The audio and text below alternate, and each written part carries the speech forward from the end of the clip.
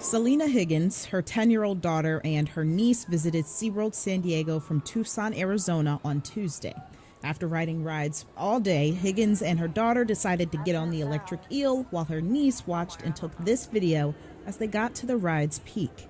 And I happened to open my eyes and my daughter started screaming because her strap was they call it a comfort strap, was dangling in front of her face as we hung upside down. So I then grabbed the strap, secured it, and held onto it for dear life as we both were screaming until the ride was over. Higgins says there's also a lap bar that's designed to hold the rider in place, but she's not sure if that malfunctioned too. This latch was latched before we left. I checked it.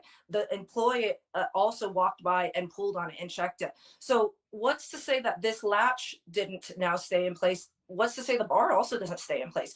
Once they got off, Higgins says she told an attendant what happened and the attendant apologized before loading more people on the ride. So Higgins went to guest services to speak with the manager.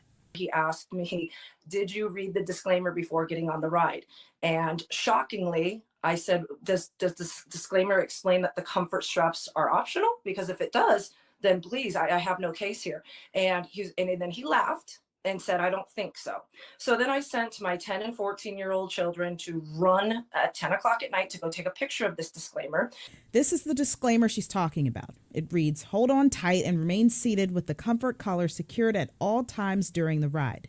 And when I showed him that, he threw his hands in the air and said I could call the number found on the website and had security escort us off the property. Higgins says she's emailed more than 100 SeaWorld and OSHA contacts trying to get help, and then made a TikTok post that went viral. Yeah, I am now advocating for all the other people now commenting on this TikTok that has almost 6 million views, who also says this has happened to them. So now this has become something bigger. She says she wants SeaWorld employees to be more careful and less dismissive. She also wants this to remind viewers to speak up when they feel something's not right.